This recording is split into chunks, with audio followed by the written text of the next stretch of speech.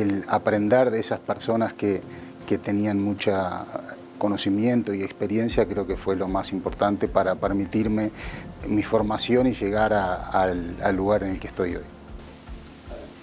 El tener la oportunidad de tener equipos a cargo, de ayudar en el crecimiento profesional de nuestra gente y el poder también apoyar a nuestros clientes a generar servicio y calidad con ellos es lo que ha marcado la diferencia. Ahí hay una respuesta bastante clara para mí y es el equipo. Siempre ha sido una muy buena experiencia trabajar con los diferentes equipos en diferentes desafíos.